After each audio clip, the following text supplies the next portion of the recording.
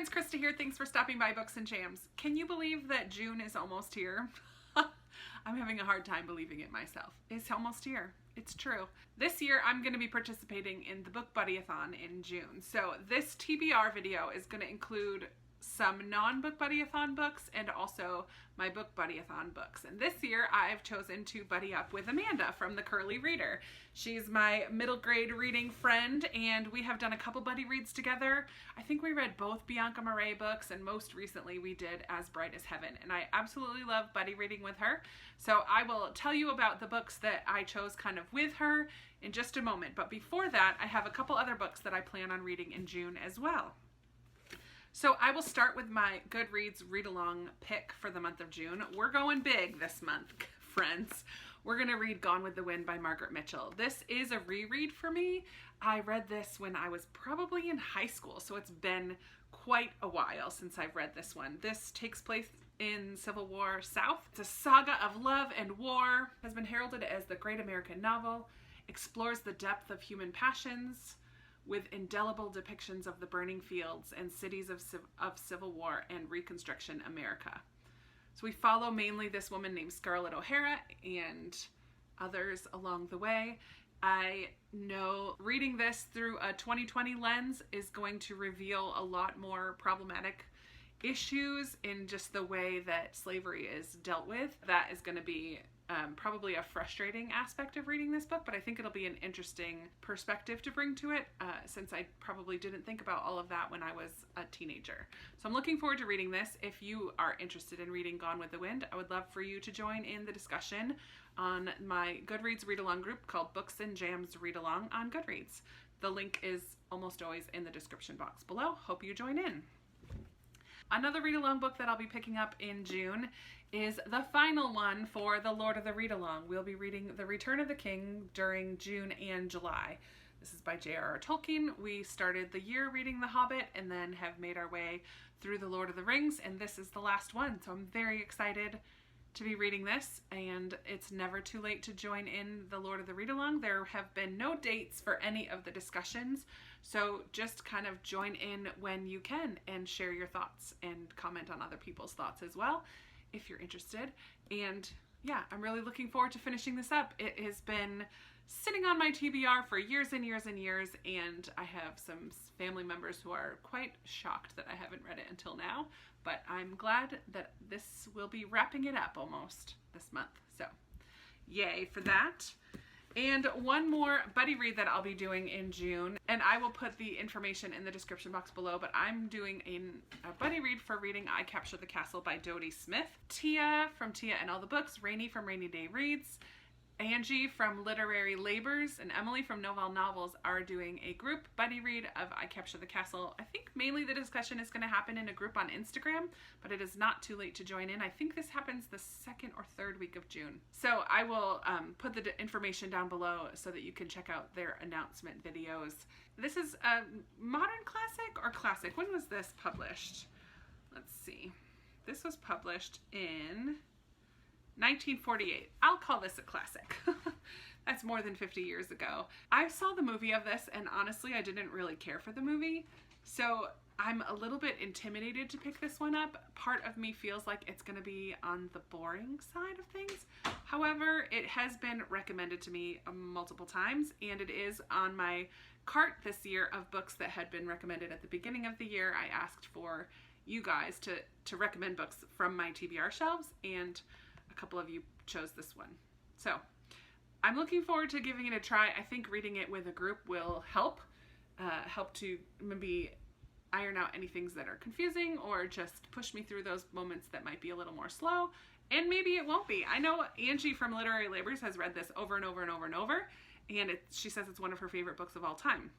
That would be awesome if I find another new favorite book of all time. So those three are the only ones that I'm including on my TBR that are not part of BookBuddyAthon. There are 5 prompts or challenges for BookBuddyAthon, and I'm going to tell you about those books now. Hopefully I read more than 8 books in the month of June. Typically I read 10 to 15 books in a month, so I will probably read more than that. I have books from my What I Want to Read This Summer, from that video that just went up a week or so ago. That has 7 books on it. I also have a 5-star predictions video that I made a couple months ago.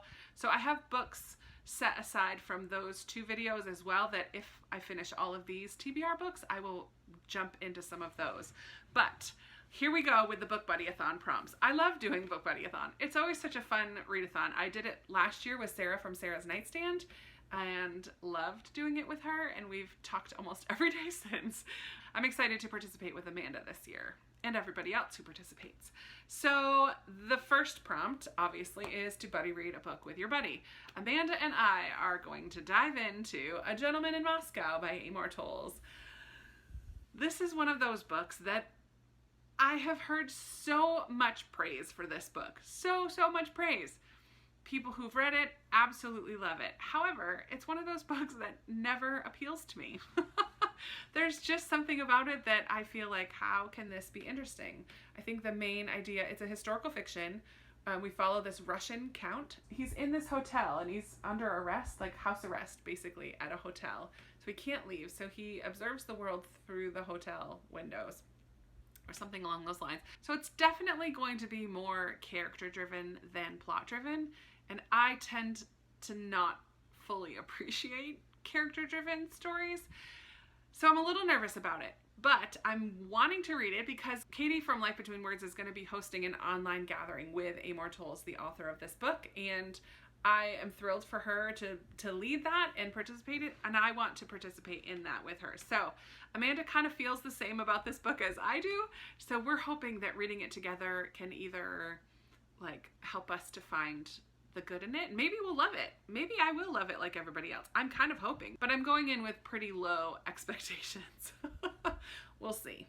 The second prompt is to get your buddy to choose a book off of your shelves to read. So I took a picture of 6 books and I asked Amanda to choose one of them for me. So here are the 6 books that I gave her. 3 of these are from my recommendations shelf: The Curious Incident of the Dog in the Nighttime, Mr. Churchill's Secretary, and True to You by Becky Wade. And then 2 of these are from authors that I want to read this year: Denise Hunter's Blue Ridge Sunrise. This is the start of one of her series. And The Namesake by Jhumpa Lahiri.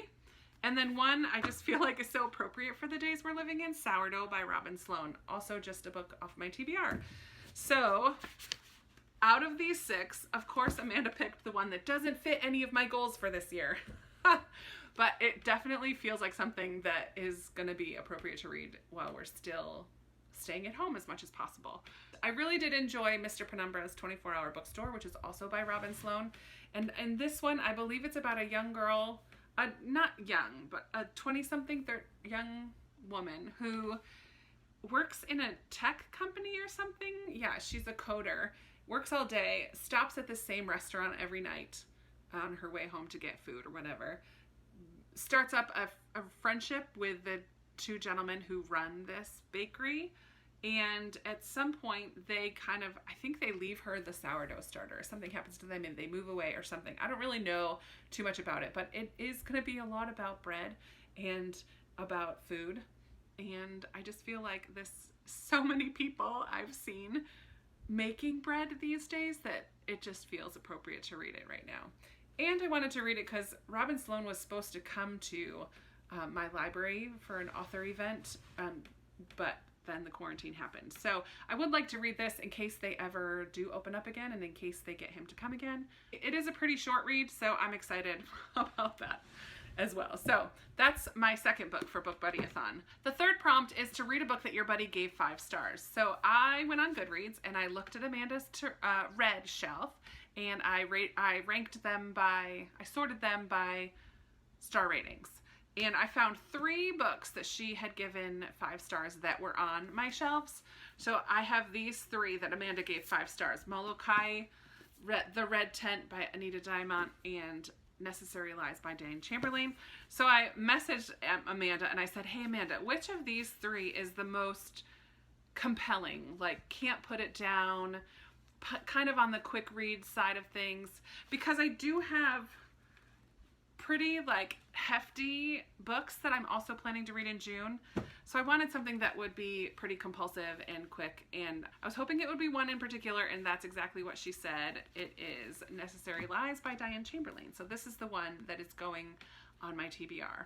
And I'm really excited. I just read my first Diane Chamberlain, The Dream Daughter, in May, and Diane Chamberlain is another author that I wanted to read this year because I have quite a few of her books on my shelves, and so I'm excited to read another one because I absolutely did love The Dream Daughter, and I'm excited because Amanda gave this one 5 stars as well. This one just sounds so good to me. We follow these 2 young women. Ivy Hart is a 15-year-old who after the death of her parents kind of becomes the caregiver for a grandmother, a sister with mental illness, and a nephew. Her grandmother is aging. She has epilepsy herself, and it's just a lot more than she is finding that she can handle on her own. But we also follow Jane, who is a young social worker given the task of recommending which of her clients should be sterilized without their knowledge or consent. What?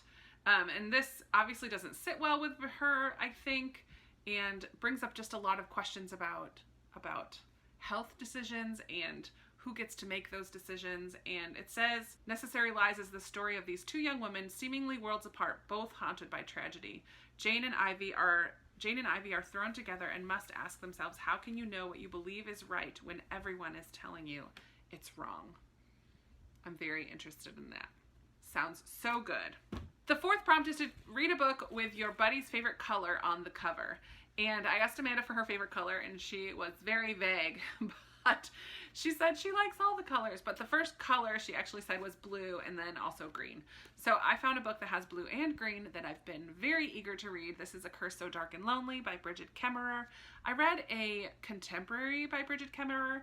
This is more of a YA fantasy. It's also a Beauty and the Beast retelling, and the women on Currently Reading podcast have raved about this one. So I have been wanting to read it for quite a while. Was thrilled when I picked it up from Book Outlet, I think is where I got it. Yeah, I'm just really, really excited to read this one.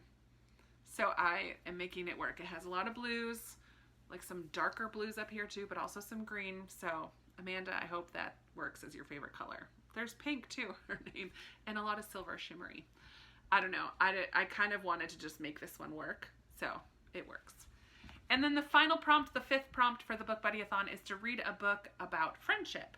And I am going with Return of the King. Even if I don't finish this in June, this one has one of the best literary friendships with Sam and Frodo. Samwise Gamgee and Frodo Baggins are on their journey to destroy the ring, and Sam in particular is just such a remarkable friend to Frodo, and it is one of the highlights of this book for me, for sure. Even the rest of the characters, of those main characters that we meet in Fellowship of the Ring, there's such a strong friendship between them, and I really like that. But in particular, Sam and Frodo stand out among book friendships. So I'm counting that for my book with a strong friendship. So that is the 5 prompts. There are also some non-bookish prompts. I will link the announcement video from Elena. Oh, I should have said that. BookBuddyAthon is hosted by Elena from Elena Reads Books. I will link her announcement video down below where you can find all the prompts and the bookish prompts and the non-bookish prompts. So I am really excited to be doing this with Amanda, and I'm really excited about all of these books for June. Yay. So here are the books that I plan on reading in the month. Also, A Gentleman in Moscow. So there are 7 of them here. Why did I think 8? Oh, because of 5 prompts, but I'm doubling up with Return of the King.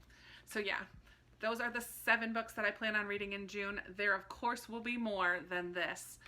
Probably some middle grade will get thrown in there. Probably some of my summer TBR and also my 5-star predictions. So I'm really excited. I think this is a great stack of books. I would love for you to join in on those read-alongs if you're interested, and yeah, let's chat down below. Have you read any of these books? Are you interested in reading any of them? What are you most excited to read in the month of June? I would love to chat with you about any of that stuff or anything else you want to talk about down in the comments below. You guys know I love talking with you down there. Give this video a big thumbs up if you liked it. Subscribe if you haven't already, and I will definitely be talking to you in another video very soon. Bye.